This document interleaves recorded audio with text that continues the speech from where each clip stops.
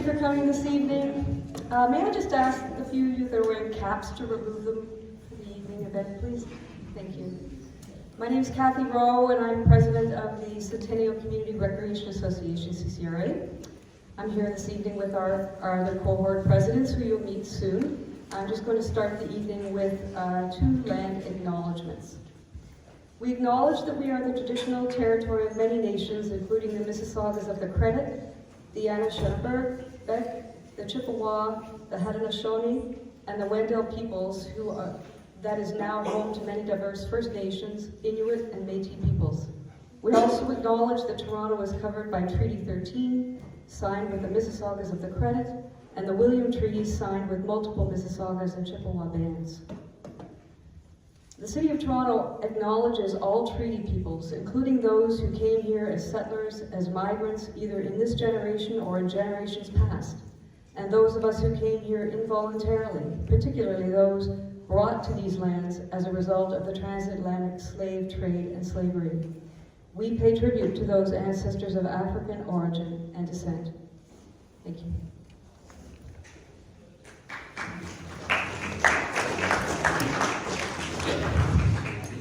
Good evening, everyone.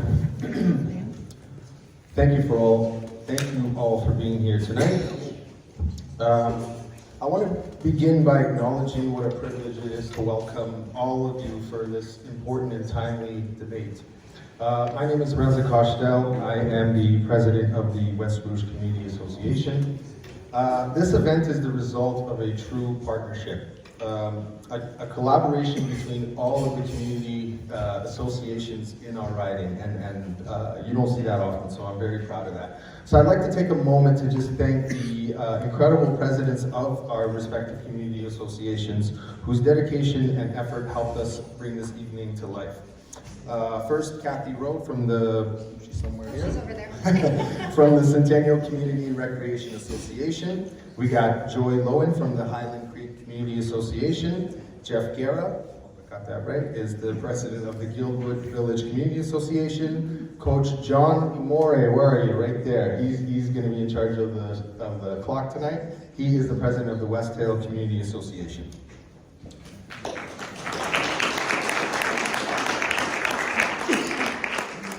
I also want to thank our 3 candidates for joining us tonight. Thank you for participating in the democratic process. It's very important that you're here, and every single person here appreciates the fact that you're here, so thank you.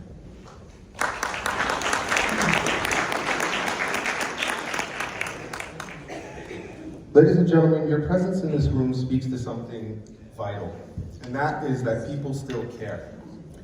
People still want better, and they still believe that democracy works when we show up. We are gathered here in a time that can only be described as unprecedented. The bedrock of our economic stability, long anchored by a predictable trading partner, is in jeopardy. We are also witnessing the rise of protectionism and instability that will leave lasting impacts not only for our jobs, our industry, but also our economy. And at the same time, we face a much more personal and immediate crisis right here at home. The cost of living has spiraled out of reach for far too many. Housing, groceries, gas, and childcare, nearly every basic necessity has become a source of anxiety. And while wages have stagnated, our bills have not. And for the next generation of people, for my kids, that hope is becoming harder and harder to build. So these are not ordinary times, but our goal tonight is very simple. We want to engage with open minds, we want to challenge each other respectfully, and we want to remember that while the path forward may differ from one candidate to another, the goal is the same, and that's to make Scarborough better and to make Canada better. Before we begin, I want to quickly take a moment to remind everyone of the code of conduct for tonight's event. We are committed to creating a safe, respectful, and welcoming space for everyone. That includes the candidates, our volunteers, and our attendees. So that means no heckling, shouting, or disruptive behavior. We ask that you remain seated and keep aisles and exits clear. Signs, noisemakers, or other disruptive materials will not be permitted. If you do have a question for the candidates, please submit them using their index cards that we will provide you. There will be no open mic for this evening. We all have strong opinions, and that's a good thing, but we have to hold space for each other. So let's stay grounded in our shared values of tolerance, of decency, and dialogue, because that's what Canadian is all about.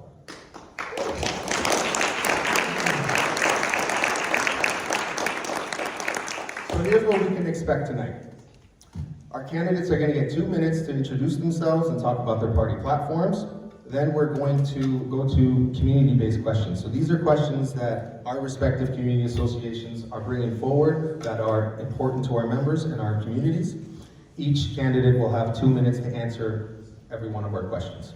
After that, we're going to open the floor to you folks, to all the wonderful questions that you have over here. We are sorting them by theme, and again, each candidate is going to get 2 minutes to respond, and the goal is to get through as many questions as possible.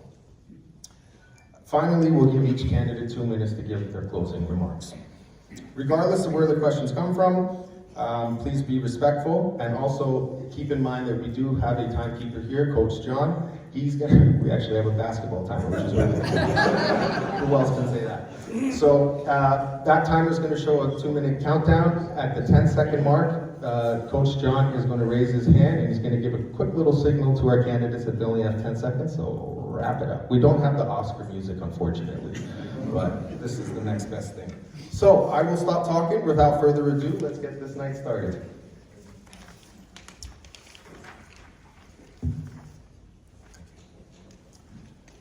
First, we're going to start with the candidate introductions. We'll start to my right. Troy, the floor is yours. Hello everyone, and thank you all for coming. I am Troy Rife. I am running for MP of Scarborough-Guildwood-Rouge Park. I am your Green Party candidate, but I am not going to be focusing on environmental issues mainly. I'm going to be focusing on the necessities that all of us have right now, which is affordable housing, we need better health care, we need education, and crime is on the rise, and I think that's something we need to deal with. Now, I was born and raised in this community. I'm 19. I currently go to York University as a history major. A little about me: when I was 13, my mother passed away due to addictions, and my father was an abusive alcoholic who left one day. So addiction is top of mind for me.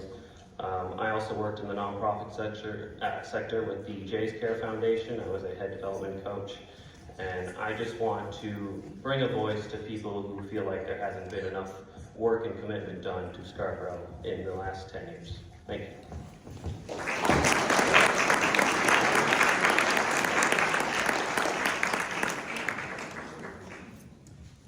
Good afternoon, everyone. First of all, thank you all for coming here, and let me thank the 5 community organizations for coming together, and a special welcome to Guildwood as the newest community organization to join. I also want to acknowledge my fellow candidates that are here today, so Troy and Kingsley, thank you. I look forward to engaging on this very important conversation.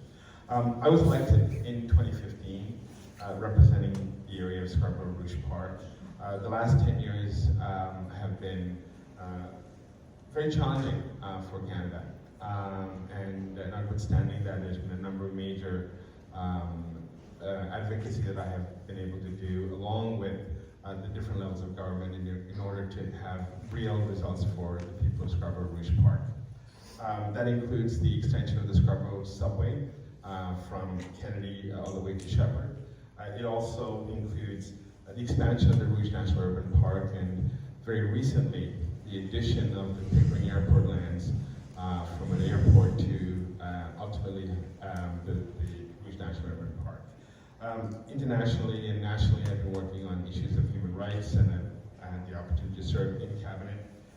And I want to, I've been listening to many of you at the doors, and many of the things that Troy talked about is what I get at the door, and I look forward to engaging on that. But today, this country and this world is facing a threat that it's never faced ever in its history, and that is a behavior of a president who is quite erratic and who has not been clear in what he's looking for.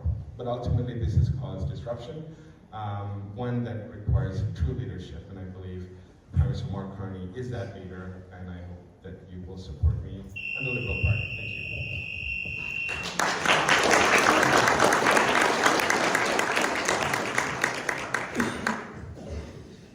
Good evening, my name is Kingsley Kwok. I'm your NDP, New Democratic Party candidate here for on the election day, April 28th.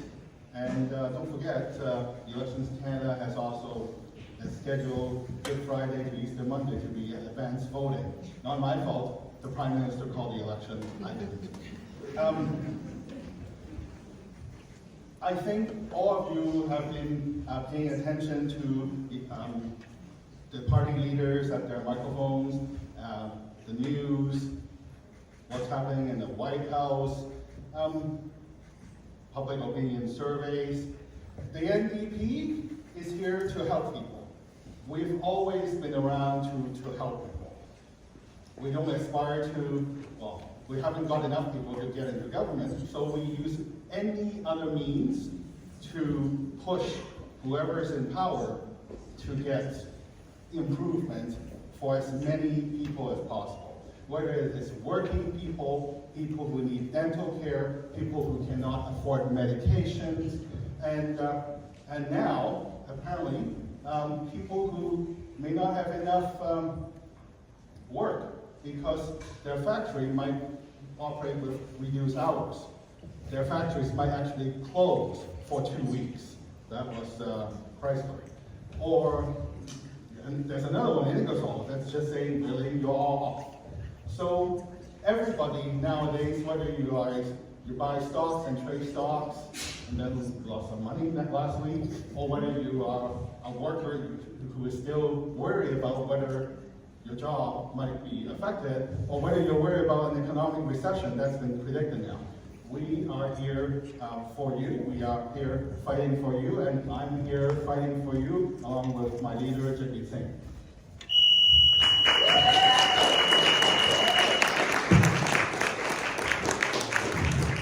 I'm loving this shot clock. This is awesome. Fantastic. Thank you, candidates, for that.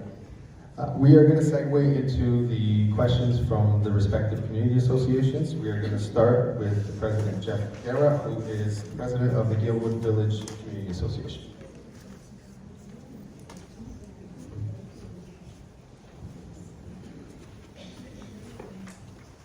Good evening, everyone. So a general question, the Liberal and Conservative platforms call for essentially the elimination of all red tape when it comes to development, which some of us refer to as due process and careful consideration of community impacts. Currently there is legislation and standards at the municipal level, but we are seeing the proliferation of rooming houses circumventing standards and laws due to policy and regulatory loopholes between municipal, provincial governments that are supposed to be there to protect vulnerable populations from exploitation, harm through fire and safety codes, and to ensure well-established family communities remain great places to raise them. What will your party do to ensure that these loopholes get closed via federal policy and that these standards are able to be upheld through all levels of government?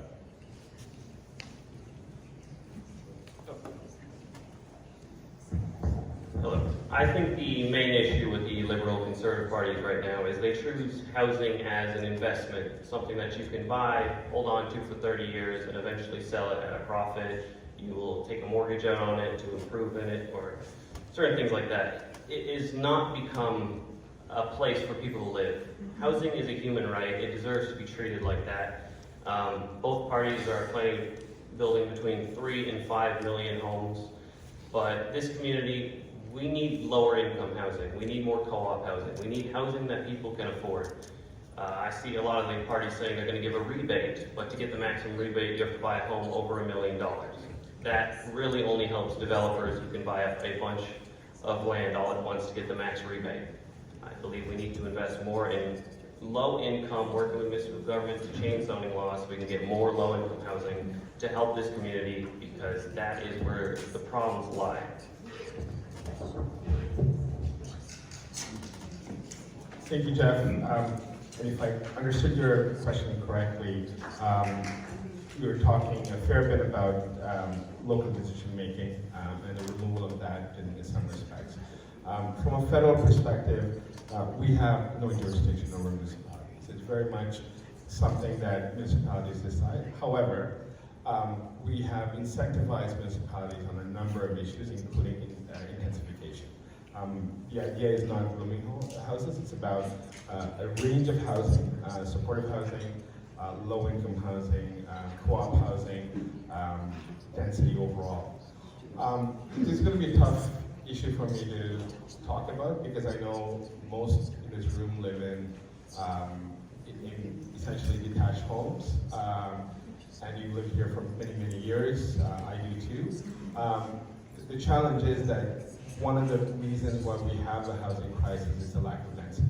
And the federal government's role, especially the City of Toronto, is to incentivize densification. We've had, in my 10 years in office, we've had one mid-rise that's gone up, and that's just down the street, and many of you talked to me about this before, and I believe it's a 12-story building.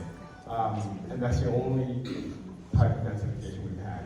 I think we need to think broader than this, and we need to ensure that a range of housing options are available, and that starts with all levels of government working together. The federal role, while it's limited, is to make sure that housing is built, and our commitment is to build 500,000 homes a year over the next 10 years.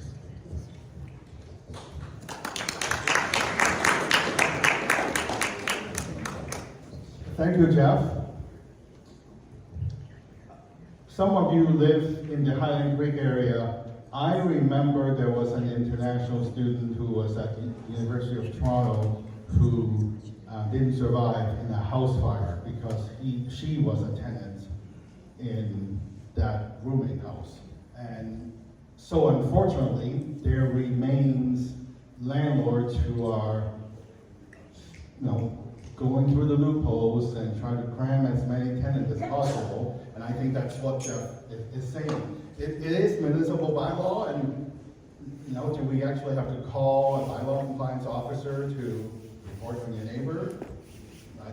I hope we don't have to do that, but that's what some of the city councilors are opposing density. But on the other hand, we have now elected a mayor of Toronto that is trying to fast track more density, more housing.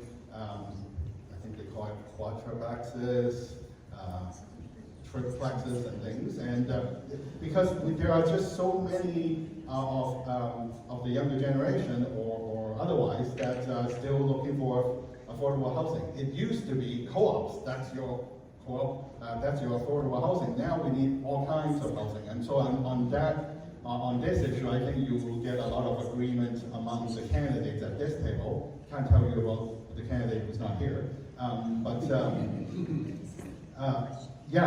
We care, we all care, and Jamid, I think last week when I was in Montreal, and we announced that we want to have 3 million homes built by 2030 by repurposing one of the expiring government funds from the Liberal government. And anyway, it's on our website. But the question is about rooming houses, so I just want to concentrate on that.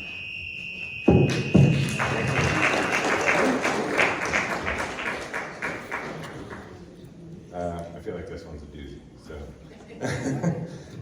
misinformation and disinformation is an ugly and undeniable factor in this election. In the age of AI and demonization of traditional media and accountable journalism in this country, what is your party's plan to ensure journalistic, democratic, and political processes continue to be safe, respected, and protected from foreign and domestic interference? Well, I believe we have the Canadian Broadcasting Centre, and that's something that the Conservative Party has talked about defunding. I think it is something that we need to protect at all costs. If we don't have journalism, then we don't know what's going on with our government. But I also think it's important to look at every different news broadcast, just so you get a full picture on what's going on. It doesn't mean believe one and hate on the others. Just get a big idea of what's going on from each kind of point of view. Because I know the Toronto Sun is very hard on Liberals. but different things are. Oh, you go. But basically, just support journalism in all forms. Don't defund it. Thank you.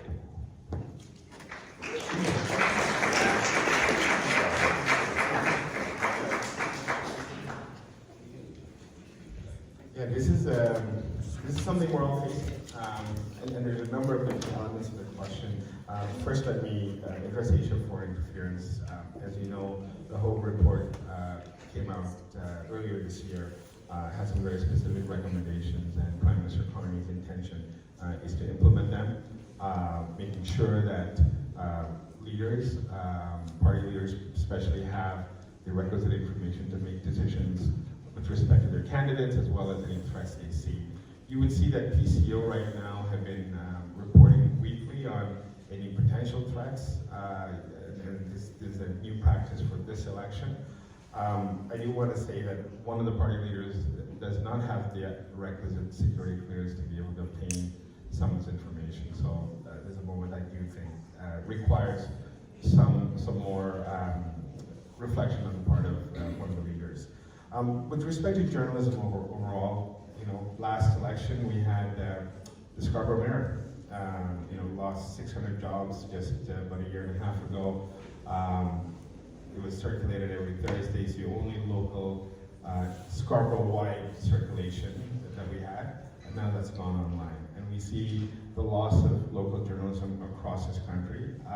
We have been really supporting local journalism, including through funding, including through making sure that the big tech pay for the use of journalists and their information. And most of the big tech have rejected any form of payment to local journalists, and that's why you would know that C18 hasn't been fully implemented. At the end of the day, we're going towards a very scary world in some respects where the truth, very basic truths, are challenged.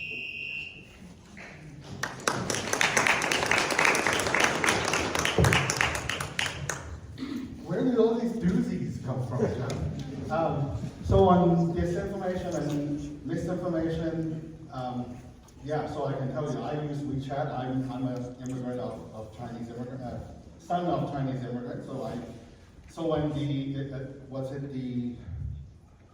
the monitoring group that was monitoring WeChat and saying, okay, something is up, I feel confident that, okay, someone is keeping tabs.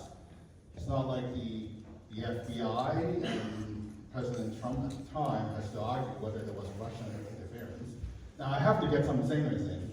The previous Prime Minister, the one who resigned, you got to remember, it is reported, and he was in the whole commission saying that there wasn't a problem. You remember that? He was on the mic saying, yeah, no, people were just being political. Yeah, people came in school buses and voted nomination meetings, and they were just being political, taking participation in the process. And then you have the other guy running for Prime Minister who doesn't even want a security clearance.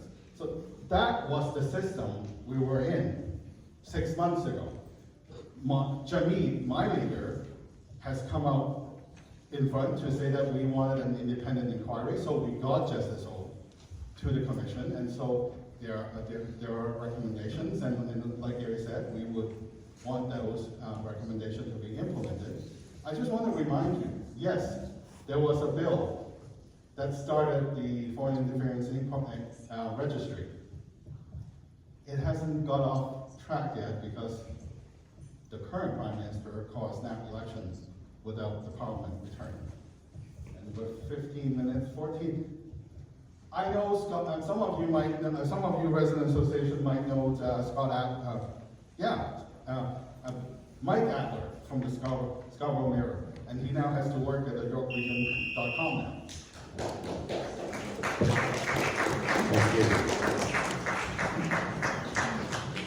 Next up is Kathy Rowe from the CCRA.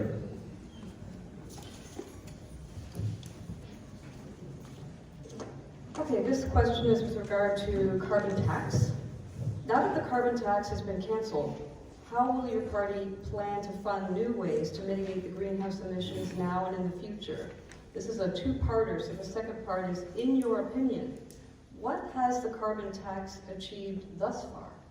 And if we could start with Gary. Thank you, Kathy. I ran 3 elections on the carbon pricing, and underlying that is the issue of protecting the environment, as the environment continues to pose the biggest threat to civilization. As a country, we and the world has not paid enough attention to the issues around the environment, and this was one model that over many, many years has been proven by many economists to be the appropriate model. Now, we've lost the consensus on this in Canada, and that's why when Prime Minister Carney came in, one of the first things he did was to repeal this model. But what's still there is the environmental crises that exist, including in our community, you see Rouge Beach being flooded. We know houses are being flooded, those on the waterfront, how there is erosion that's taking place where some homes, frankly, will be going right into the lake. And our response, and we will, as we release the full platform on Saturday, we'll have a much more comprehensive response to it. But it does start with ensuring big emitters continue to pay, so the industrial price of carbon will continue, as will our protection of 25% and 30% of the land by 2030. So we've made a number of announcements relating to the protection of oceans and lands, including, incidentally, the Pickering airport lands, as well as 15 urban national parks that we will intend to do. Ultimately, we lost the consensus on carbon pricing and we have changed course, but the underlying issues have not changed, and our commitment is to continue to address that in a wholesome and meaningful way.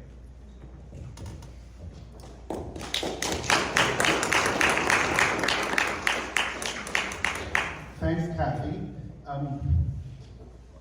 The consumer carbon tax was a good thing. I think that was the start of the question. Along with the industrial carbon tax, the both of them was supposed to encourage the manufacturers and consumers to use less. It's not like what the conservative says, to say, no, can't extract less. Yes, that's part of the grand plan too, because there is no plan B. But most of it, I think all of us got our rebates. So yeah, we had to pay more if we pump more gasoline in the car, and then we would get rebates eventually. But it also encouraged a lot of us, until Elon Musk got crazy, a lot of us bought zero emission cars. So at the beginning, there were rebates too. So I would say it was a good thing. I'll admit, my leader, Jagmeet Singh, also came out towards the end to say we are also opposed to the consumer carbon tax. But I want to answer the question about, okay, there was something good about it. So now that we have to pivot, what do we do?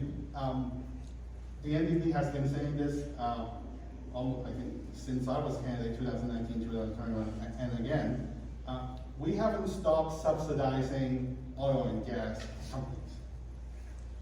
We're talking about billions. You don't hear PP saying that, oh, we should not pick winners in the economy and not pay subsidies to oil and gas companies. We at the NDP thinks that, yes, we can divert some of that money into building 30 homes by 2030 with Build in Canada, Made in Canada.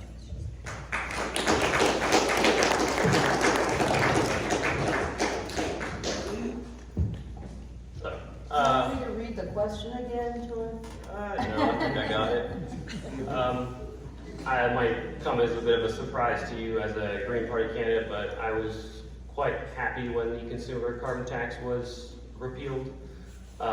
This is a lower income neighborhood, and a lot of us, we save all our money and we pinch pennies just to get by. And sure, the rebates were nice, but they came at certain times. And I found it easier for myself, especially recently, to budget better when the gas prices were down and I could get around much easier.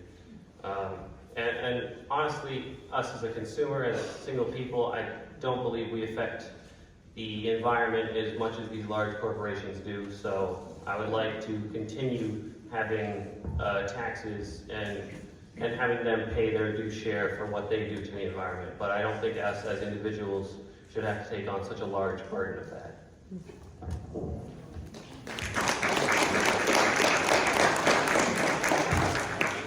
Thank you. Next up is Joy Lowen from the Highland Free Community Association. All right, let's talk about the national debt. Our national federal debt is over $1.2 trillion, which is growing at a rate of $4.6 million every hour. Both Liberal and Conservative parties have promised tax cuts. Both parties have also committed to keeping pharmacare, dental care, and child care programs. What does each party plan on doing to reduce this debt load? Troy, you're up. Yes, we do have a growing at an exorbitant rate national debt, but I think we need to understand this is a country and there are things we need to fund. We are going through an economic crisis that is going to devastate us a little bit, but I think it's important that we don't take away from what we do need. We need to fund schools, we need to fund healthcare, and we need to fund housing. Without that, we don't really have a functioning society. So yes, the economics of this country are going to be bad for a little bit, but I think given everything that's going on, we need to focus on making sure everyone has what they need to survive before we start working on that. And I know it's a controversial opinion to some people, but people matter more than a monetary value. We can always work on our debt later, but right now during a crisis, we need to focus on what's most important, and that is people and the people of Scarborough.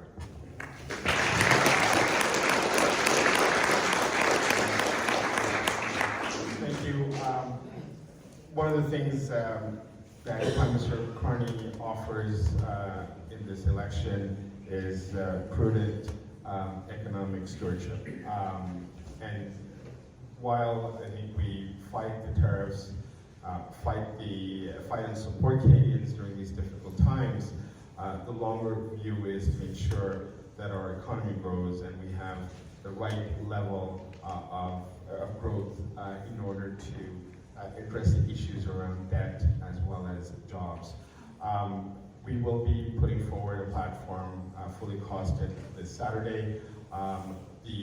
While we have tax cuts for the middle class, including supports for $10 a day childcare, the range of issues that you talked about, Joy, it's important that we don't slash and burn. And the worst thing we could do in this environment is displace seniors, increase, for example, retirement ages, impose taxes that may severely limit our growth in a time where growth is slowing down because of what's happening south of the border. What I can assure you is that under the leadership of Prime Minister Carney, the economy will be in safe hands.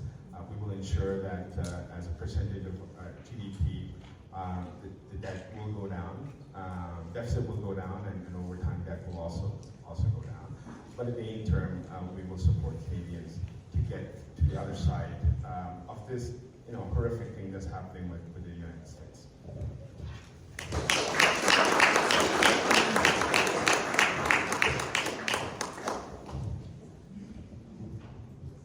I'm with the NDP. We are not into cuts. We are not into austerity. I think it's still within our memory in both Scarborough and Pickering, where we had patients who suffered during the COVID pandemic because we didn't have enough personal support workers, enough nurses, enough N95 masks, and enough money in healthcare. So now, rightfully so, there was the country went into to debt to fight the pandemic. We've come out of that pandemic, and we're now in that debt, Joy, and at that rate that is increasing. I believe we are still doing better than the other 6 countries in the G7. I'm not saying we kind of have to, pat ourselves, but that's how we came to 2025. And then Orange Care got inaugurated, and then everybody is concerned that we thought inflation after COVID was bad. We now think that we're all worried that we're not buying a new car. We're all kind of keeping our money in the savings because we don't know whether there's an economic recession. So now is not the time to cut, unfortunately, and we may actually have to expand. I for one, I think we should have to improve employment insurance because there might be a lot of people, not because of seasonal changes and etc., because they're going to be out of a job very soon, and we may have to expand employment insurance and other things that we need our government to fund, and we have to work with provinces on that too.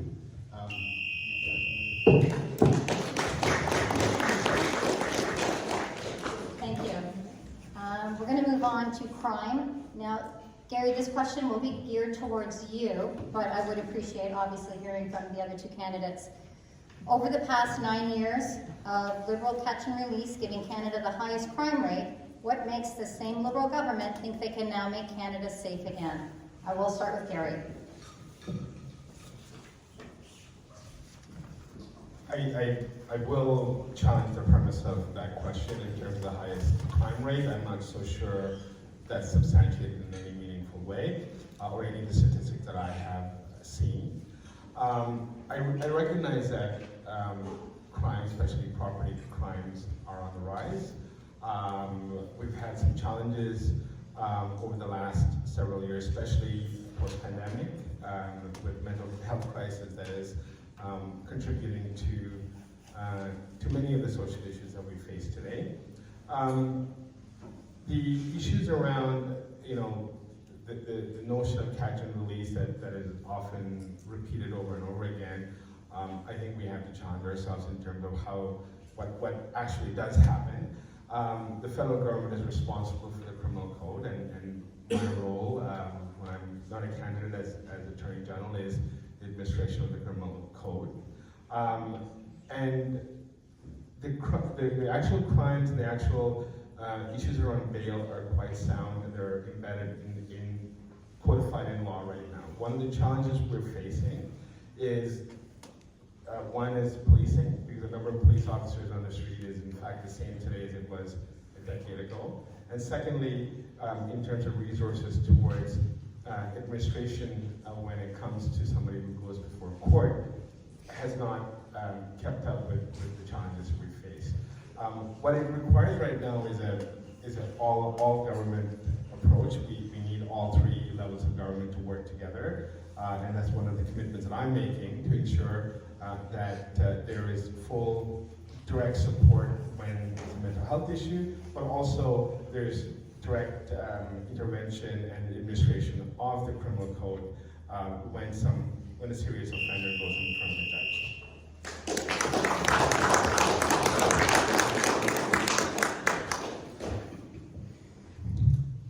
Joy is a multifaceted part. I'm going to fill in because we only got 2 minutes. They were saying, again, Trump and his people said it was the fentanyl. And then now we said there was hardly any fentanyl. But I will say that before the current government, there was a Harper government, they cut 1,100 border services agents. Guess where they work? They work the borders. So that's supposed to deal with the migrants and also deal with what's on the land border. We've also had a reduction of port police. Guess where stolen cars go through? The ports. We know this because that's the news. But if we had actual enforcement, imagine that. But it goes back to the previous question. They cut because they wanted to reduce the deficit, because our debt was too high. Well, there is such a thing as public administration to do that, and along the same veins, it's not just me saying it, the CBC has reported it, we don't have enough jails. And there is legal precedence along with charter precedence, Gary's better than this, but if you were in jail, when you were arrested in detention for longer than you're supposed to, and you never got a trial date, that's when they got released. That's when the lawyers figure out, oh, but Your Honor, or Your Worship, that's the pattern release. It's Gary's right. The judges can't do anything because we don't have enough police. Now, we don't have enough police like we didn't have enough doctors. We don't have enough jail space. So between all of that, you have to go to gun forward.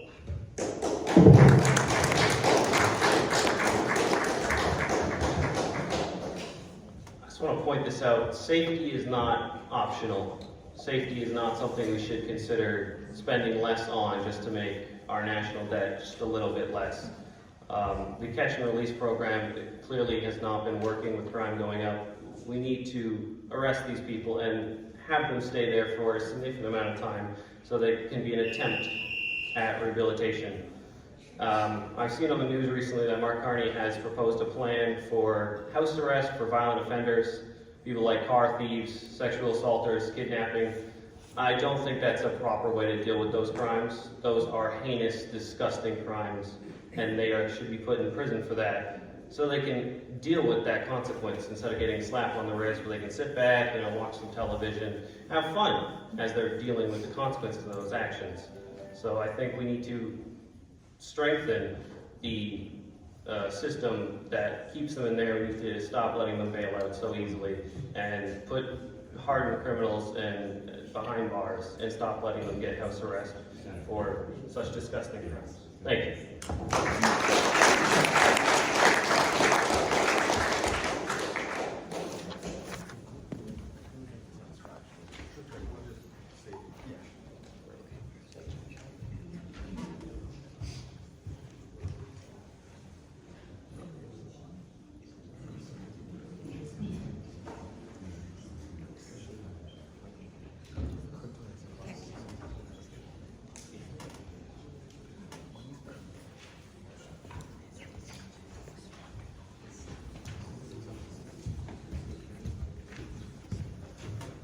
All right, thank you, Joy. I will never look at it 15 minutes ever again. It apparently cost us $1 million on our debt for the last 2 rounds of questions. Who knew? So, next up is Coach John Morey. He's going to ask a few questions on behalf of the West Hill Community Association.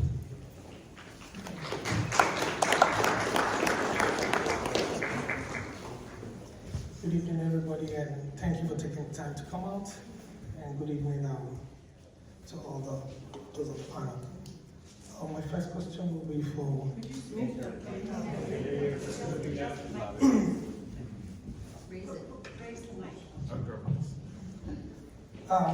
The 2022 CBC research identified West Hill as the child poverty capital of Canada.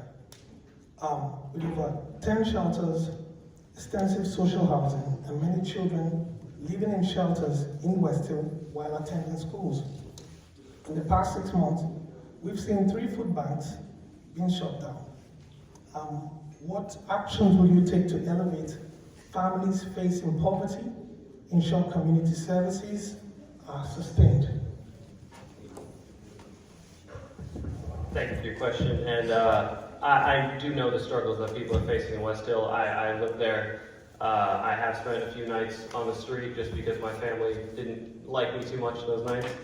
But I think it again comes down to funding. We're in such a difficult time, and I know we are stacking up debt, but it is something we need to invest in. We need to invest in food banks. Another thing that I really enjoyed when I went to school was they would give you breakfast in the morning and they give you snacks at lunch, just to make sure that your kid is fed. I think that's another thing that needs to be funded, because children, they don't learn well, they don't behave well, especially when they're hungry. Now, I would like to set up a program where we could get some government funding to give small business incentives so that, you know, after school, they could go and get a job, get some work experience, keep them out of trouble, and put a little money in their pocket, just so to help with that. Also, I like expanding youth sports, so they have other things that they can do, and basically another safe person to talk to if they're struggling with something, so they can get the help that they need. Thank you.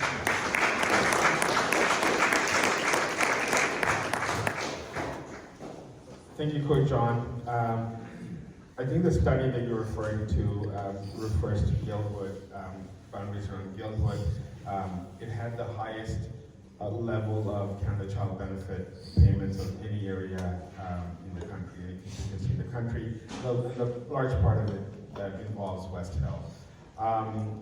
There are a number of issues that a number of things that our government have worked on that have taken, I think, over 400,000 children out of poverty, and this includes the school food program, Canada Child Benefit, as well as $10 a day child care. These have had significant improvements in the lives of people. The challenge, I think, is with the increased cost of living.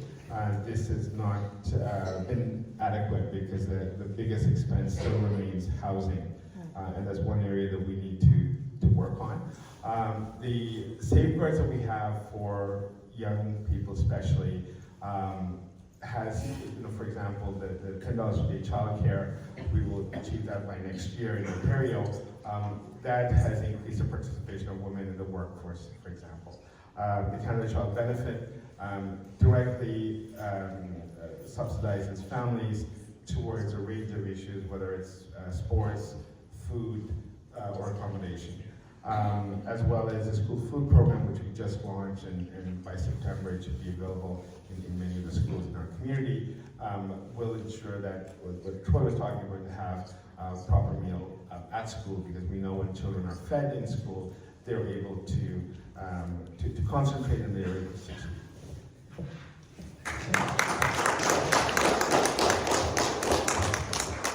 Thanks, Coach Maury. It's an affordability issue, but I think food banks are closing also because the rent has gone up, and I think there is inflation of grocery prices. And this is where I'm going to come in. You've heard it before.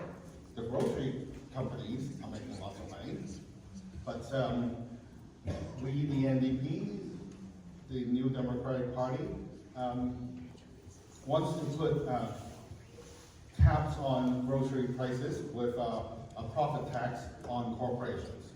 My leader, Chuck Mead, has announced that 2 weeks ago. A second one on affordability is, again, with the NDP, we don't want income tax cut for the rich.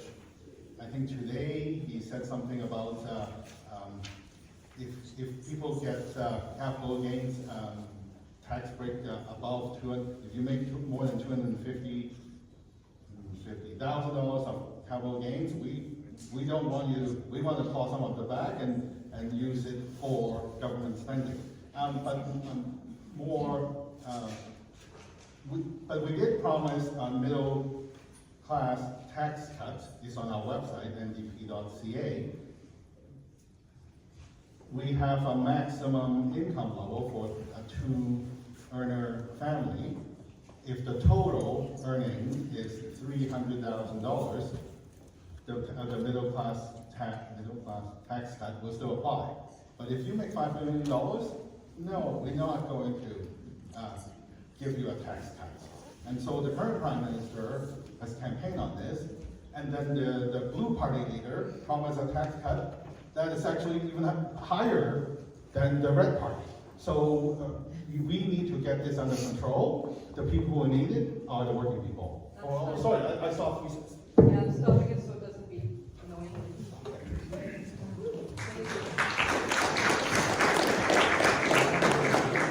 Thank you.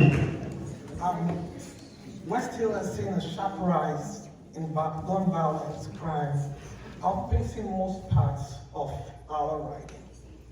For the incumbent, what have you done, and what will you do differently in your next term to address this ongoing issue?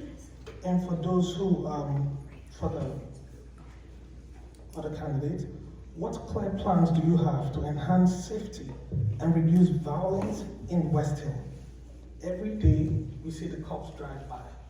There's a lot of police movement and there's a lot of violence in West Hill. Thank you. Thank you. There are a number of different components to this question. First, in terms of the increased use of guns in incidents in Toronto, it is directly a result of guns coming through the border from the United States. Our most recent plan is investing $1.1 billion into the border, including hiring additional CBSA officers. And in the platform, we are committing to hiring 2,000 more RCMP and CBSA officers to ensure that our borders are safe and secure. Any conversation about the use of guns have to include issues around ownership of guns. And that's why our gun buyback program is already launched, but we will accelerate it under Prime Minister Carney to ensure that any guns that are out there that should not be there in terms of other than for purpose of hunting or for sport, and there's a number of guns that are not eligible to be held by individuals will be bought back by the government. And to many, law-abiding gun owners out here, this is not about targeting you. This is about ensuring that those who are using guns in a way, especially automatic weapons, that should not be on our streets, are brought back into the police and destroyed.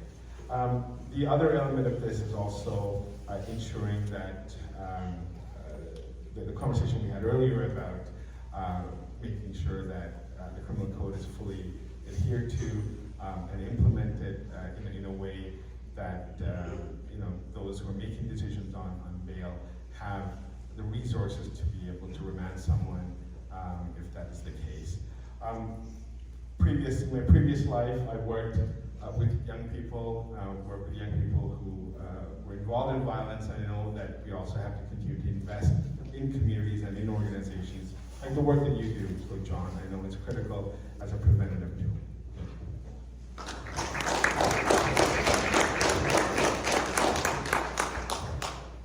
On the last question, I forgot to say that we are also promising no GST on groceries and home heating to help with the affordability. On this question, the NDP support community-based crime prevention. I already talked about we didn't have enough border control, and now we heard Gary saying they're going to hire more. On guns, it is about getting fewer guns, but in Toronto, it's the Toronto Police Service. It's not like in other communities where the RCMP is the municipal police force. And so there are 3 levels of government that is involved in policing. Sure, yes, the prosecutors are, for the criminal code is federal, but there has to be a multi-level government coordination to help with, be it crime prevention, but also on mental health supports to help the situation.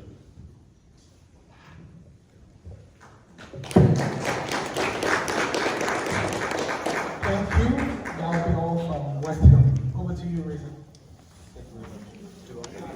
Oh. We forgot Troy. Troy, go ahead. I'm from Weston.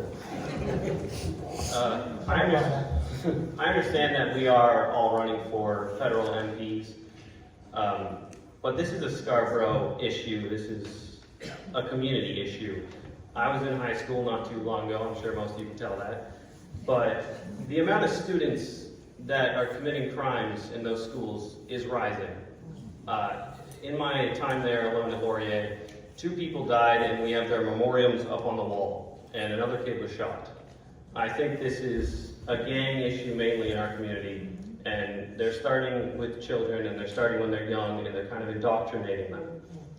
We need a program that gets them to do anything but that. If it's working, if it's sports, we need to bring it into their schools so they know that there's other outlets, so they don't have to go into that crime. And I think it also relates to them not having money for themselves to do things. I know a lot of them, they'll rob someone just so they can buy food. And that's, it's not okay, but they shouldn't have to do that just to get food. I think we need to start at this problem at basics, and I believe that's where it starts. Not all these kids are bad. They're good. They're just put in a terrible situation, and they really just need an opportunity to get out of it. Thank you.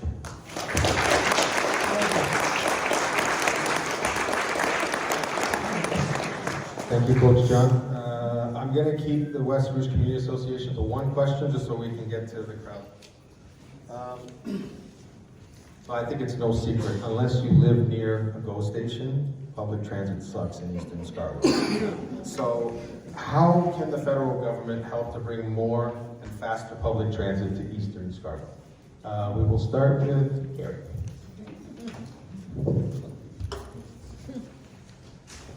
This has been an area that I think from day one I have been working on along with my other Scarborough colleagues.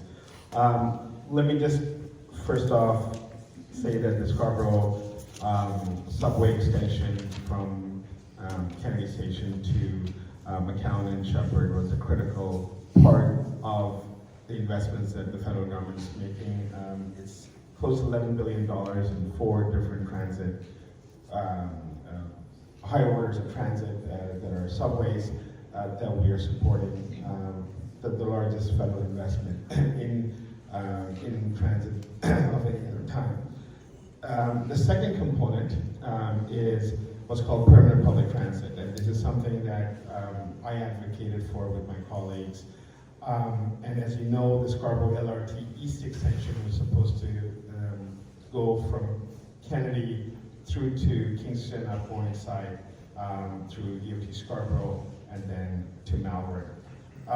This is something that through levy, the City of Toronto has earmarked $1.3 billion.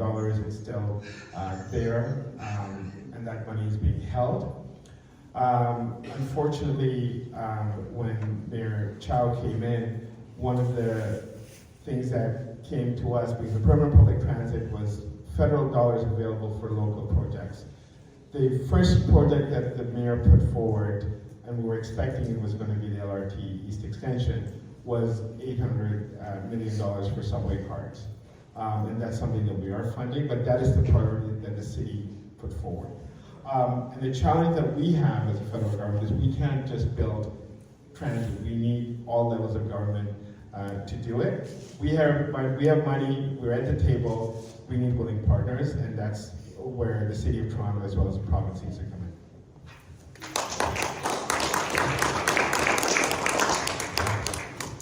This is why we may have to go into deeper depth.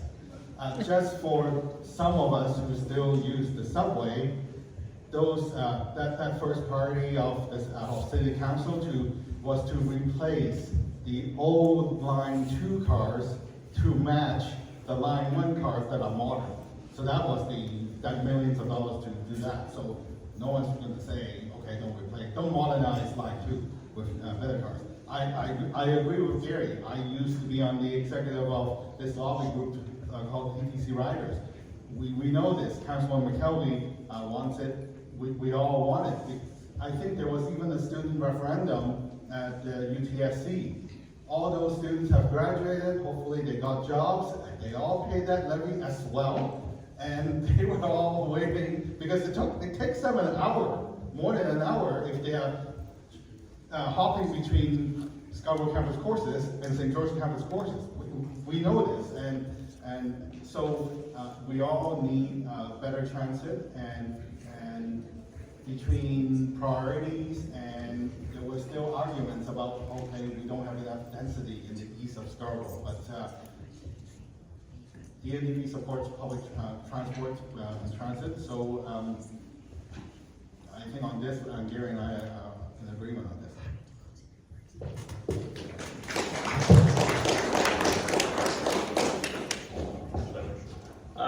I think we definitely need to find a replacement for the Scarborough RT. I know when I was just getting out of high school, I was trying to look for a job, and getting to STC was incredibly difficult when that was taken out. Also, we need more safety on public transit, because as I take the subway from my house to York, once a week they have to stop the subway because there's been some incident on there. So we could use with some more policing in there, and just general more, videos and things teaching people how to safely get on and off the subway.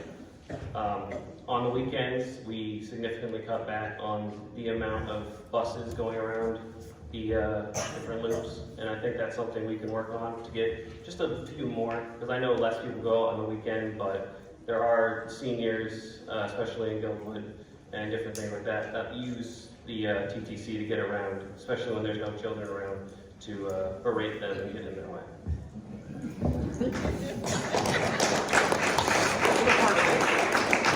Thank you, Troy. Okay, in 2015, the Government of Canada promised they would fulfill all 94 calls to action from the Truth and Reconciliation Commission.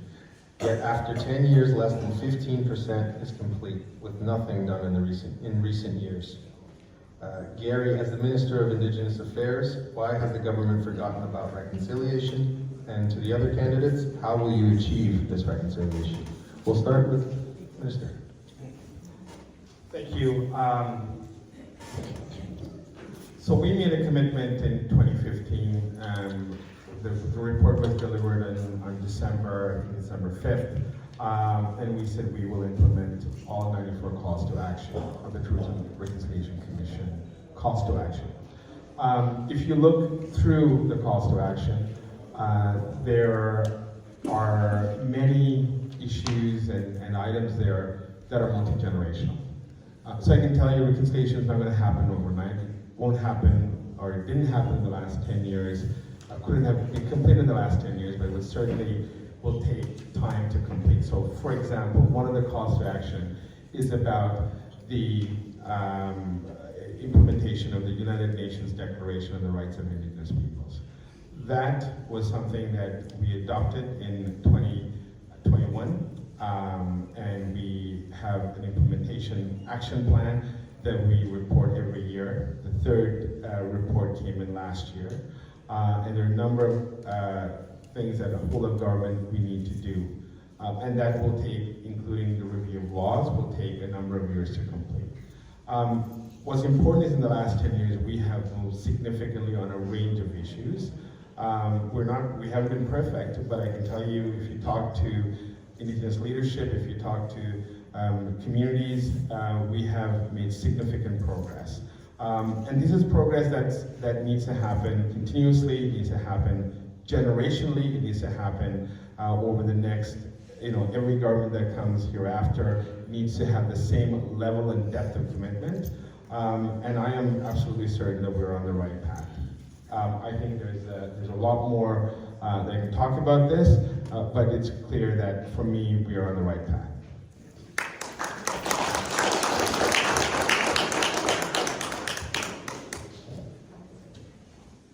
I can't go political on this, so I'll lay off.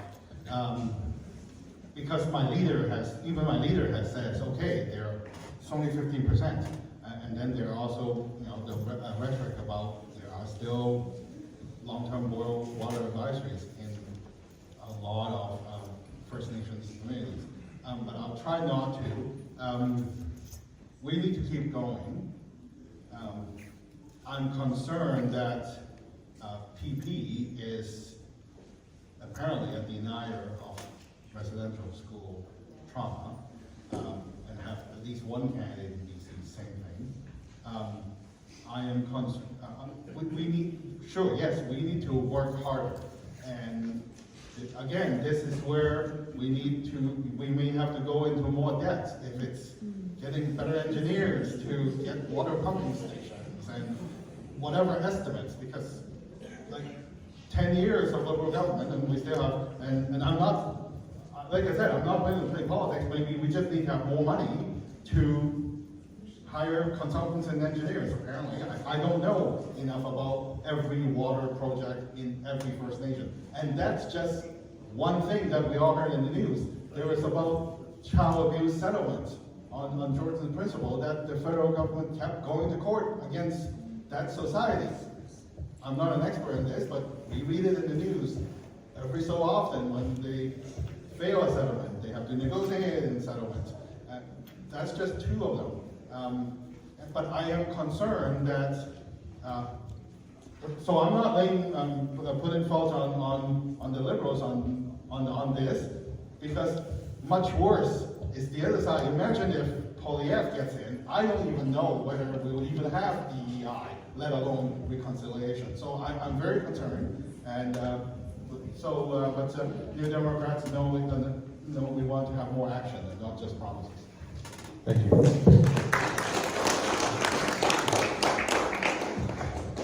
I believe the Liberal government under Justin Trudeau has done a lot of good things when it comes to Indigenous rights and reconciliation, but at the end of the day, reconciliation is about listening and not writing legislation. Gary's first bill brought in 9 to 13 Indigenous leaders who would consult on different things.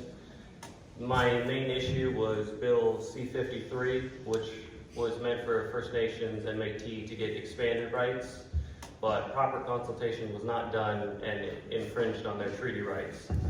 That bill had to be shelved because it was disrespectful to them. Now, I also feel like we need to hold Gary especially accountable when it comes to Indigenous relations, especially in Winnipeg, where there was 4 missing and murdered Indigenous women that were in a landfill. And it took Gary 9 months before saying, and I quote, "It was quite problematic that the police hadn't started their search yet." We need to respond very quickly to these things because it's a difficult issue. And I would like to thank him for his work. He has done a lot of good, but there is a lot of things that need to be worked on in future because we have done as a country some atrocious things to them, and we need to be responsible for fixing it.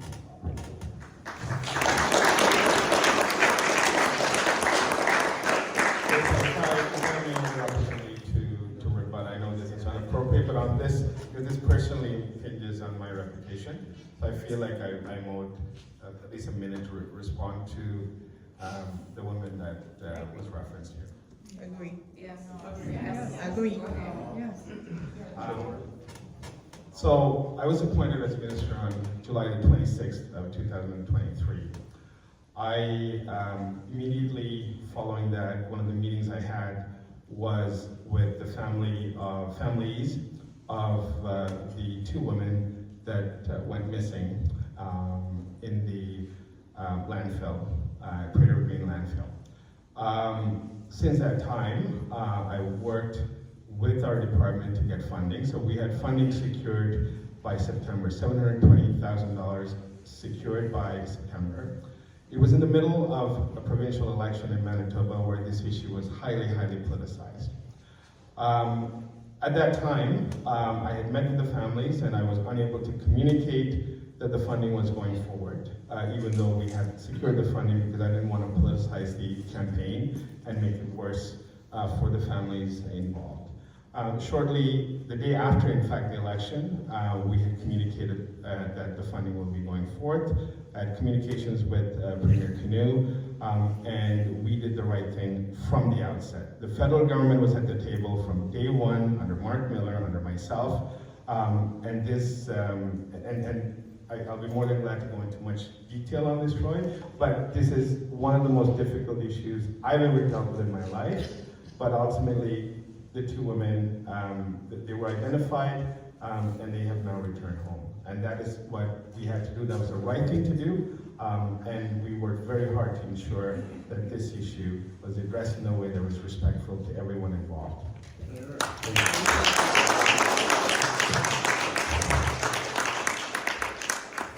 Okay, and 2015, I voted for the Liberal Party because of their commitment to electoral reform. This was a broken promise. To the Liberal candidate, why was the promise to change our voting system of first past the post broken? And if elected again, will you commit to changing this? To the other candidates, will your party commit to reforming the current electoral system to avoid a majority government when they don't receive the majority of votes? We'll start with Gary. This issue is, was a commitment that we made in 2015. We had undertaken extensive work to study this by way of a committee, and it came back. Unfortunately, we were not able to move forward with electoral reform. I ran 2 other elections on this issue, and I've addressed this issue a number of times. At this point, this is not something that we are prioritizing in this campaign. This campaign very much is about leadership. It's about the future of Canada, and to make sure that we have leadership and a government that will stand up to Donald Trump and the tariffs. There are many issues I know people are concerned about, and I fully respect that, and I will continue to engage on those issues. But for the purpose, I think, of this election, it is about ensuring that we stand up to this bully. We ensure that our economy is built in a way that looks at other markets, other trade opportunities, and to expand Canada's reach in other parts of the world, and not to have the level of dependency that we have in the United States now.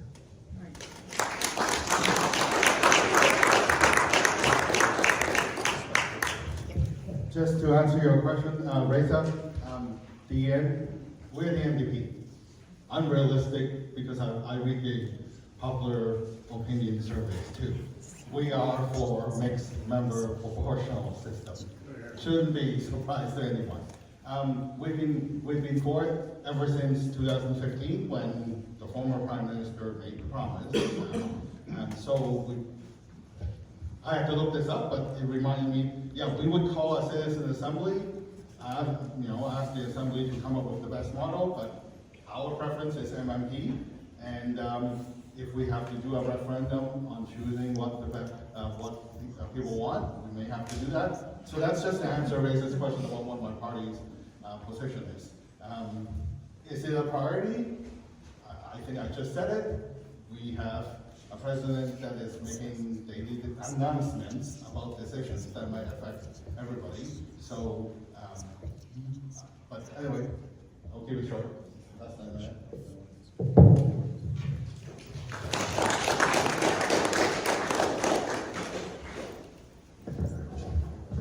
I come from the smallest party on the stage that gets a fair number of popular votes, but very few seats. So we're very pro-proportional voting. I gotta say, over the last 7 days, I've knocked on about 2,000 doors personally, spreading my ideas and my policy points, and a lot of people have been quite for it. I think I've kind of zoned in on what the community needs, but strategic voting always comes up saying, well, I want my vote to count, and I want to either vote Liberal or vote Conservative because it's the only thing that matters.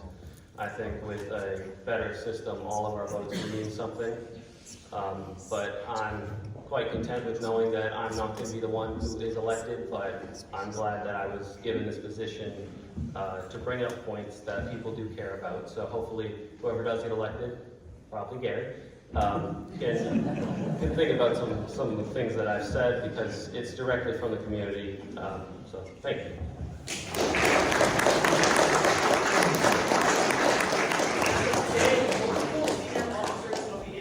We are not going to do this. Can we get security, please? We're not doing this. We're going to keep this respectful, and we're going to do this the right way. Thank you very much. Security, thank you. Listen, nobody's downplaying what you're saying, but follow the rules like everybody else, okay? Thank you very much. Thank you. We've been trained, we know what we're doing. Thank you. Our resident bouncer, Mr. Jeff, everyone. Okay, sorry about that. We're gonna move to defense now, defense spending. Canada is the only NATO country below the 2% spending goal of GDP. This is a two-pronged question. Do you believe we should meet this 2% goal? And if so, how are your parties gonna do this? We'll start with the incumbent. Keep it simple, I think, on the first part of the question, it's a yes. The second part of the question, the Prime Minister Carney has laid some strong foundations already in the few weeks he's been in office. We will be investing in making sure that we meet the 2% target. Canada is now very much alone in North America. We have to ensure our security is strong. The Arctic, where I've been to a number of times and have met with so many different community members and leaders, there is a real fear that Canada will not take care of the defense of its Arctic, thereby yielding it to another country, whether it's the US or some other nation. There is an imperative, both from a reconciliation perspective, but also from a defense perspective, to get to the 2% in a way that respects the self-determination of the Inuit that have lived there for thousands of years, who continue to inhabit the regions, and to make sure that as climate change impacts the waterways and more countries are able to access the Arctic, that it happens in a way where Canada's security, safety, and that of the Inuit and the Northerners are protected.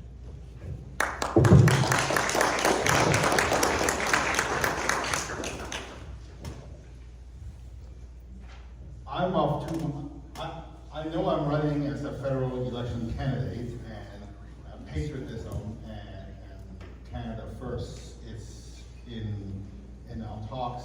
I just have to say, until my party, the NDP, changes policy, we would rather prioritize social spending than military spending. Because if I say otherwise, some reporter is going to say to Jeremy, you got a guy in Scarborough who's saying 5%. Because remember, it's not just 2%. Trump wants to go 5%. Right? Like, that's what he has already said. So I know we need to defend the North. I'm not disagreeing with Gary, but I'm a party candidate, and there are certain things I can't go over the square, and my party still says social spending before military spending.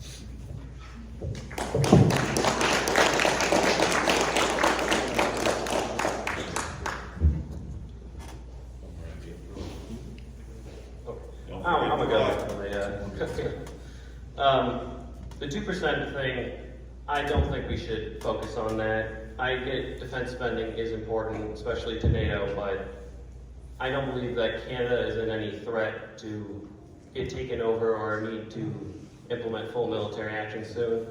I think Trump pushing for it is just him trying to show that he has power over other countries, and I think in about 4 years that should be over with, and people will be fine with what we are committing.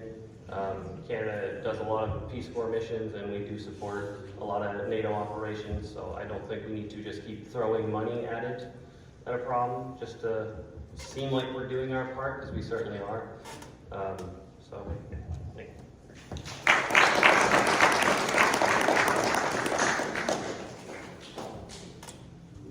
Okay. The next question I'm going to ask, we tried our best to kind of summarize. We've had a good handful of questions all on the same topic that I'm going to discuss next. So I'm going to try my best to summarize all of it in one question. What is your stance on Canada's position in what's going on in Israel and in Gaza? And number two, what do you think Canada's position should be, whether it's direct or indirect in that conflict? We'll start with Troy. This is a very touchy subject, and I'll try to get as in-depth as I can, but there is a war going on, and it is between a nation and a terrorist organization. I do not support Hamas, but I do support Palestinians. I do believe that is a real place, which is a crazy thing that we have to talk about. Israel is committing war crimes, and I think that's quite well documented, but that does not mean we should treat anyone from a Jewish background or from Israel with any kind of hate. That doesn't help. I don't believe we should give anything but humanitarian aid, if that's a possibility to get it in there, because I know that is a struggle. I would not supply either side with weapons or guns or anything of that effect, because it needs peace, and I think we should try to be a negotiator in a very complex issue, and I'm not going to act like I am 100% knowledgeable on it. It is a deep-rooted issue that goes back a lot of years, and I think we should just support innocent civilians as much as we can. Thank you.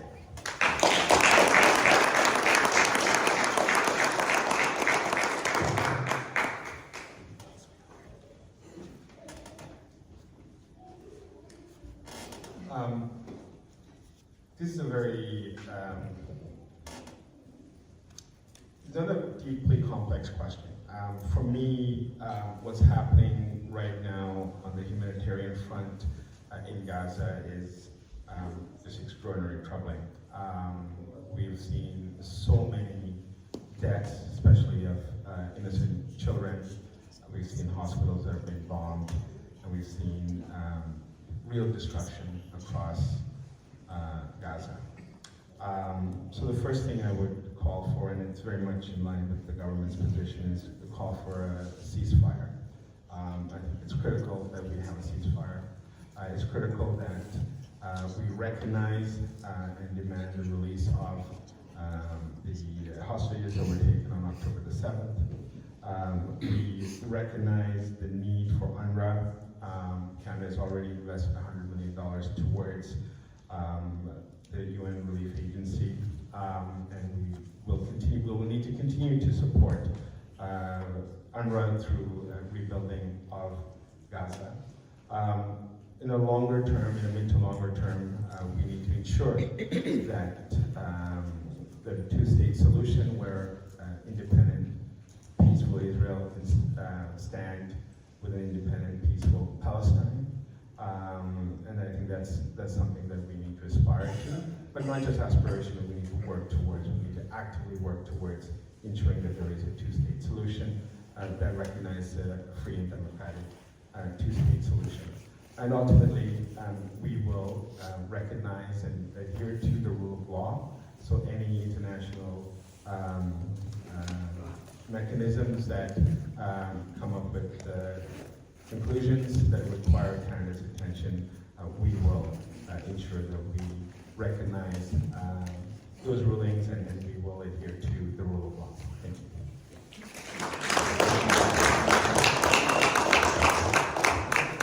We only get one question on Gaza. The NDP advocates the recognition of the state of Palestine. We want a two-way arms embargo, meaning do you know that there's a factory in Scarborough-Guildwood-Rouge Park that makes components that goes into drones? And no, those are not drones taking photos and for things. They are quadricopters. Okay. Anyway, and the most recent finding from Plowshares is that there is a Canadian company that is got contract approved by apparently the Defense Department in the U.S. that produces propellants, meaning fuel. Where do you think fuel goes to? It goes into missiles and rockets. Canadian company. 2 ways arms embargo. Israel is not even letting food get in right now, so we want resumption of relief going in, just like Gary says, including supporting the United Nations Relief and Works Agency. I signed the Vote Palestine pledge. We had a ceasefire, and then Israel started bombing again. So, and during the ceasefire, they didn't go to Gaza, they then went to West Bank. It's crazy out there. And now they're bombing Gaza again. And yet, I think yesterday, they bombed the last fully functional hospital in Gaza. So now there's all these broken hospitals everywhere. And at some point, everyone recognizes that we just have to have empathy for humanity, for the civilians who were not terrorists, for the children. This is about Palestinians. And then finally, we need to, I think we also need to have, without fear to be called a terrorist, without fear to be called anti-Semitic, we need to have freedom of expression in support of Palestinians.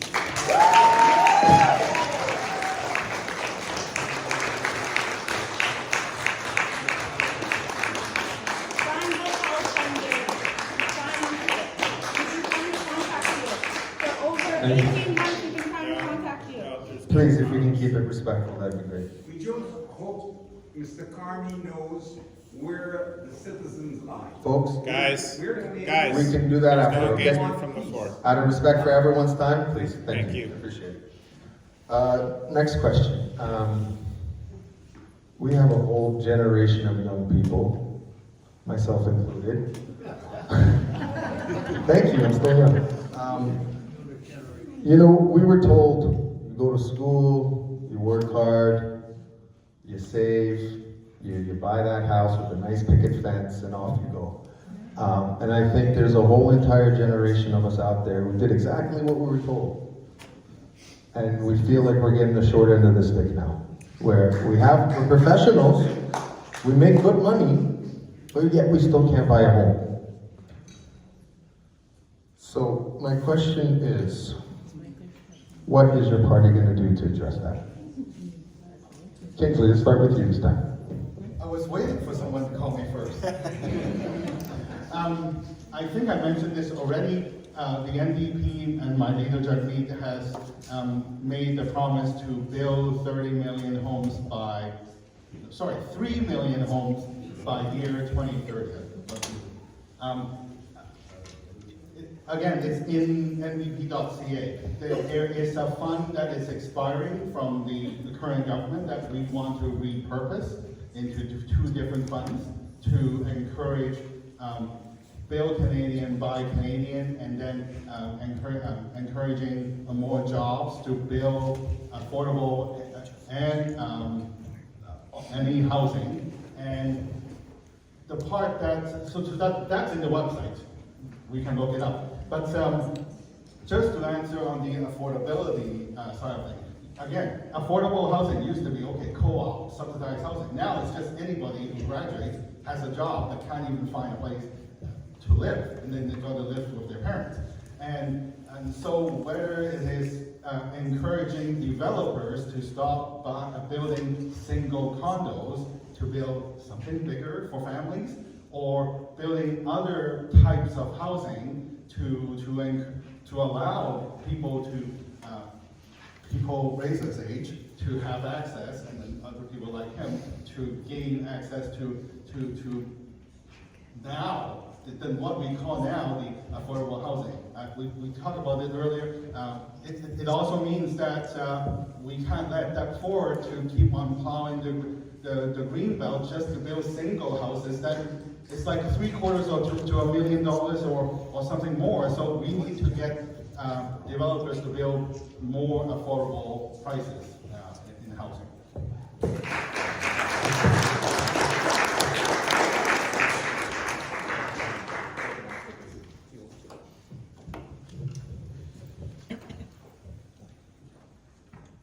I think this is one of the challenges that I hear over and over again, especially from young people, the ability to, basically reach the Canadian dream, which is often tied to property.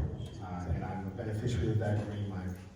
I was able to fulfill it at a relatively younger age, right out of university. That is out of reach for many. And it comes down to a number of factors, and it first and foremost requires all three levels of government to be in sync. And this requires greater cooperation between the provinces, the municipalities, and the federal government. We have tried to incentivize density. But it doesn't just stop with government. I can give you the lines that we're, 500,000 homes over the next, every year for the next 10 years. But ultimately, it also comes down to all of you in this room. Because densification requires a greater level of density in our neighborhoods. So densification cannot happen by Scarborough Town Center alone. It needs to happen in Highland Creek. It needs to happen in the 5 community organizations we're talking about. And this is not going to be an easy answer for me to give you guys, but ultimately that is one of the factors that we need to consider. And it doesn't mean that we put up 30-story buildings. It's about making sure we have a better consensus on what densification looks like. It's not about the federal government imposing anything on the municipality. It's about community organizations going to the municipalities and saying, let's do this in our community. And that is something that we need to do. And I am frankly frustrated because the conversations around housing and affordability, it's a supply issue. We need to increase supply, and we can't increase supply when we have so much opposition for even the smallest of densification that takes place in our communities.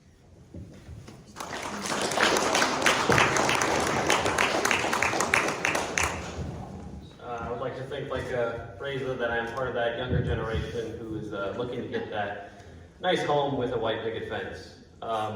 Surprisingly enough, I'm the only person that I know my age who is a homeowner. But I got it the way that no one wants to get it, and I got it through inheritance. Now, a lot of my friends are starting to see that as the only way to get a home. Most of us are still living with our parents. Luckily, I don't.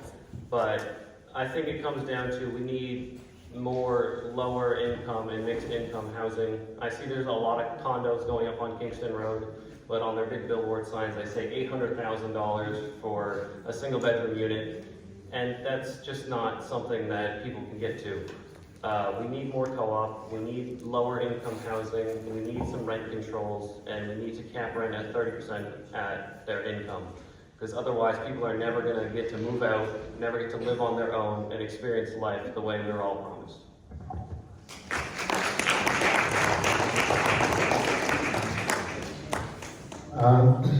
I think it's very apparent over the last few years that there's been a proliferation of homeless encampments across the city, and we're seeing more of that creep its way to eastern Scarborough.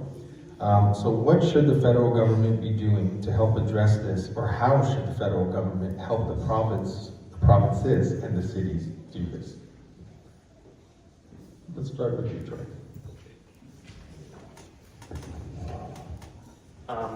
I think homelessness is definitely a problem that we can help tackle. I know not all homeless, but some of them do struggle with addiction, and I've seen it, especially with me going door knocking and me just working in the community. So if we could get more rehabilitation centers so that some of them could get help that they need. We also need more affordable housing, of course, but if they can get some government housing that they can stay in, well, they get a job and get the support they need. But, okay, I'm sorry, I lost my point.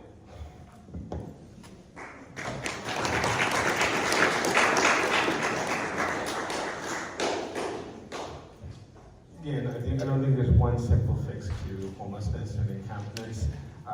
First and foremost, it goes back to the issue of supply of housing and a range of different options for housing, whether it's supportive, whether it's transitional, whether it's sometimes it may just be a shelter space, but it requires an increased number of units and stock that people can actually utilize. The issues around supportive housing, I know we have a particular project in Kingston Road that's just coming to completion that really brought the community together. Community organizations were able to do the supportive work, the City of Toronto, the provincial and federal government, and it is that type of collaboration, when it's seamless and when it is in partnership with local community needs and organizations, is when we get best results. We just need to do more of it, we need to do it faster, and we need to do it in tandem with the services, whether it's on mental health intervention, or sometimes it's about other addictions, making sure that we have the requisite amount of financial support sometimes for income support in order for somebody to get back into the workforce or go into retraining. All of that needs to be integrated.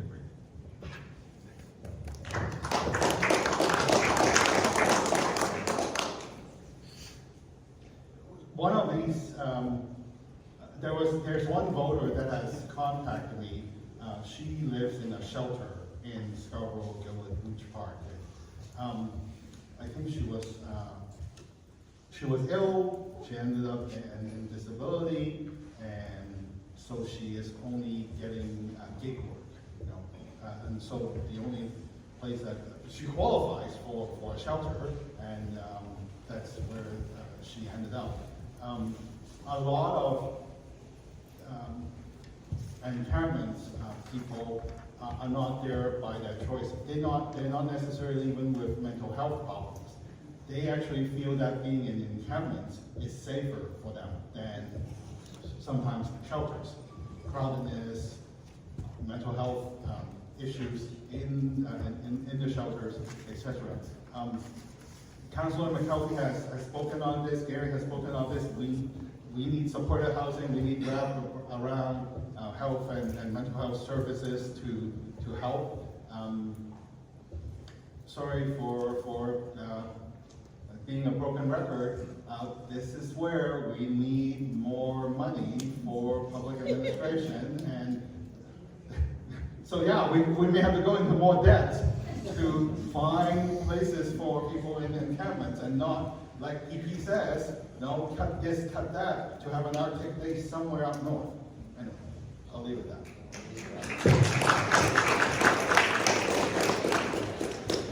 Okay. Mike Stein. This will be our last question of the evening. You guys did well. There's no secret Canada has a productivity problem. There's a multitude of reasons why our birth rate continues to lag. One of the key solutions to that, from a historical perspective and in the future, is going to be immigrants. Canada has historically actually done a really good job of bringing the right immigrants here, economic immigrants, people with the right skills, the right education that will actually create value in society and productivity. So how does Canada manage something like that when, it's no secret over the last few years, the management of that has been difficult. We don't have enough jobs or housing to support the people that we actually need to support our economy. So it's a very difficult situation to deal with. So what does Canada do going forward? Gary, we'll start with you. Thank you. My family came here as refugees in 1983. So, there are many types of people that come here, call this home, and contribute to Canada in so many different ways. The national consensus on immigration is being challenged today, and in part because in a post-COVID time frame, there was really high need for workers, and the traveling I've done over the last couple of years, I went to in many remote rural areas where without newcomers and immigrants, many systems will shut down, including the healthcare system, long-term care homes, and just the mere service sector will just shut down. And over time, one of the challenges we face, and there are a number of them, one is a saturation of international students, in part because the provinces were not regulating the type of programs that they were doing. That's caused some challenges. We've also had, unscrupulous actors who have manipulated the system and who have really hurt many of us and many of us who advocate for immigrants. The solution is, I think there's a short-term pause, and that's what we're doing. Our numbers, for the first time, in fact, our annual growth rate will go down, with an expectation that over the next 3 to 5 to 10 years, that will ramp up again with a much more scrutiny towards local labor market needs. Look, whether it's critical minerals or issues around healthcare, we will not be able to sustain it just with our population alone. We will need immigrants to take many of those spots, including construction. So I think there's a short-term, mid-term, and a long-term plan, and I'm very confident that we will be able to welcome many new immigrants as good citizens of this country in the long term.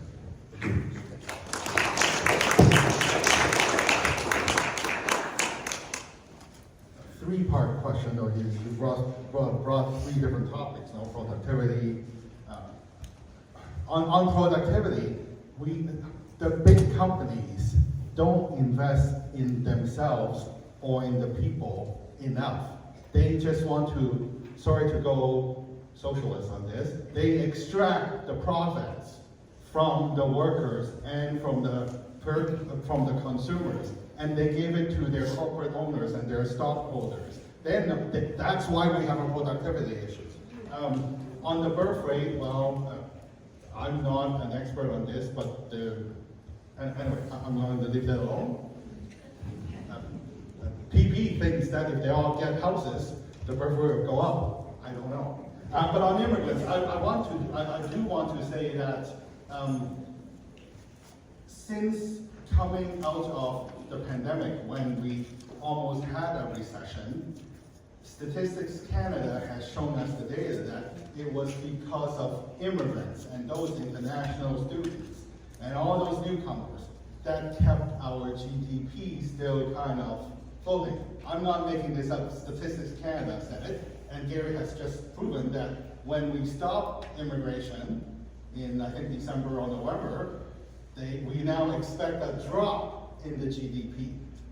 We don't have enough productivity, and we just stopped the tap on immigration, and now we're going to have GDP. And then guy with orange hair, anytime he says anything, everybody's worried. So, well, are we going to have a recession? Are we going to have inflation? We just don't know. I wish we didn't stop immigration. I wish the former Prime Minister and the former Immigration Minister grew a backbone and tell the tax guy to stop blaming immigrants. They were blaming immigrants before condo prices were high. They were blaming immigrants for all kinds of problems. It's not immigrants, because we only allow economic immigrants who has all these capital and their fleet, and then they only get taxi and Uber jobs. Like we charge them because they have a certain income to get in, and then they can't get jobs. But somehow they can still live in an apartment, and then they find jobs. So it's not immigrants' problem. It's our own economic situation. Thank you, Gary.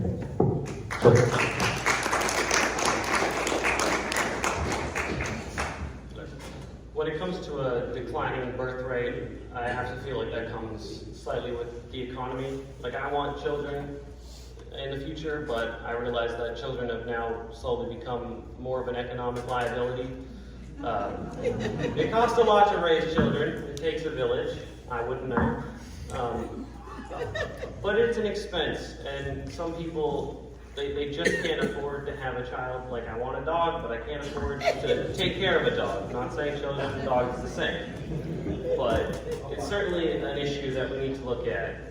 With getting better housing and stronger jobs, I feel like the birth rate would start to come up slowly as people feel more comfortable that they are fully capable of taking care of a child. When it comes to immigration, I think for the next 5-10 years, we should scale back a little bit until we can consolidate that everyone who lives in this country has a place to live, has food in their stomach, has a job, is able to do what they want to do. And then after that, bring in more immigrants, because Scarborough is one of the most diverse places, and it is so beautiful because of that. I love walking around, seeing the culture, tasting all the new food. I love seeing that. And I think that's truly who we are. So I think if we got rid of that, that would hinder our growth. Thank you.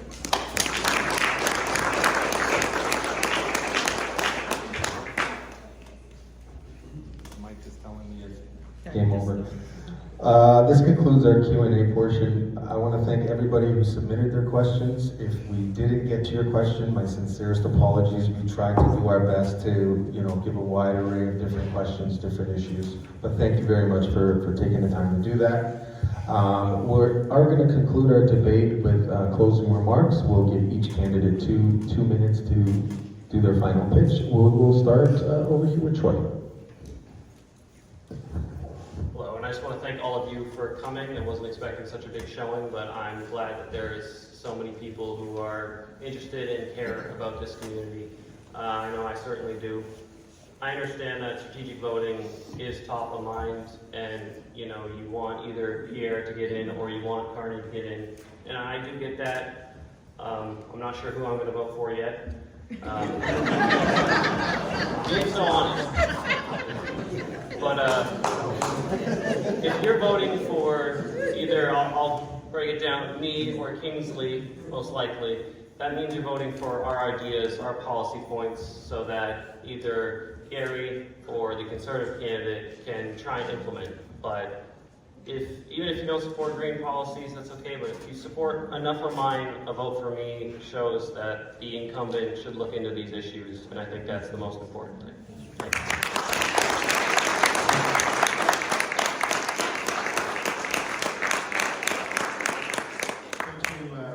Thank you to the 5 committee organizations for a very well organized all candidates meeting. I just want to thank you, Reza, for the moderating, and John and Kathy for the timing, to the security folks and protocol people. Thank you also to the Legion.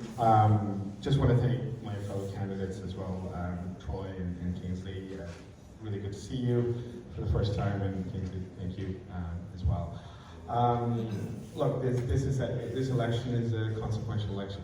It's going to impact the future of this country. I'm not going to tell you to vote for me or the Liberal Party. I think you will make your decision when you go to the ballot box. Advance polls are taking place this Friday, Saturday, Sunday, and Monday. If you're not here for the election day on April the 28th, you can also do go to the Elections Canada office at 1333 Nielsen and just vote on a special ballot. If you have a relative or a family member who is ill and who's not here, there's other ways that you can do a mail-in or a special ballot for them as well. It's been the privilege of my life to represent this area for the last 10 years. I grew up just north of here on Fishery Road, and I have been able to work on some incredible issues for the last 10 years. I am imperfect, and I'll be the first one to admit my imperfections, but I passionately believe in this community and the responsibilities that I have undertaken have been executed in a way that I put every ounce of my being into. And I just want to thank you for that opportunity, and thank you, all of you, for being here and being so patient. Thank you.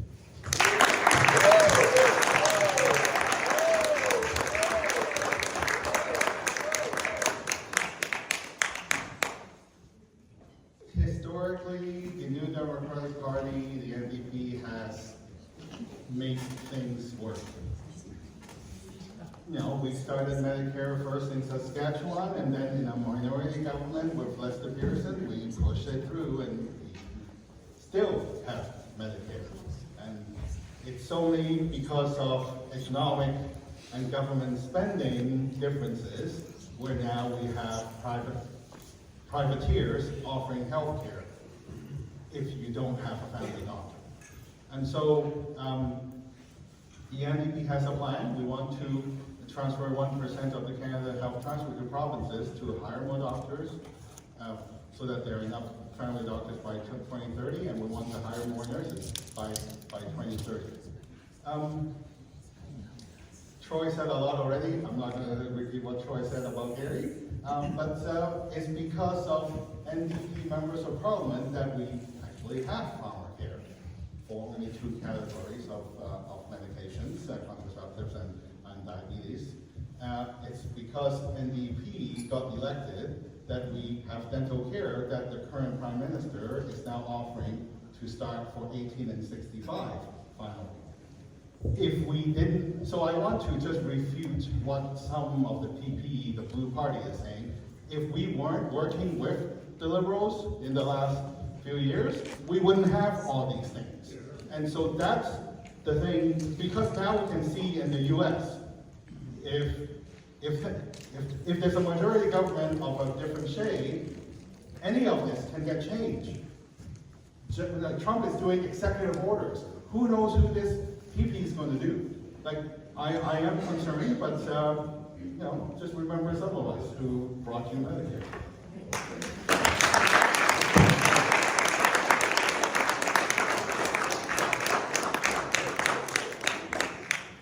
It's done. Anyway, first I want to thank every single person that came out tonight. I appreciate it. This is what democracy is all about. Whether we agree or we disagree, it's being in a room, discussing ideas, respectfully. That's what it's all about. I also want to thank our candidates for making the time and having the respect for their voters to be out here. Whether you agree with their ideas or not, it doesn't matter. They're here, and that should be applauded, because nowadays, more often than not, these debates don't happen. And so we're very grateful that these three candidates here, and they spent the time to discuss their ideas. And also, one final thank you to my dear colleagues, all the presidents of the community associations. This thing's telling me to wrap it up. I was about to sing a ballad, but I won't do that. So thank you for the area presidents for helping us coordinate all this. And I don't think I have to say it, but please don't forget to vote. So thank you so much. Have a good night.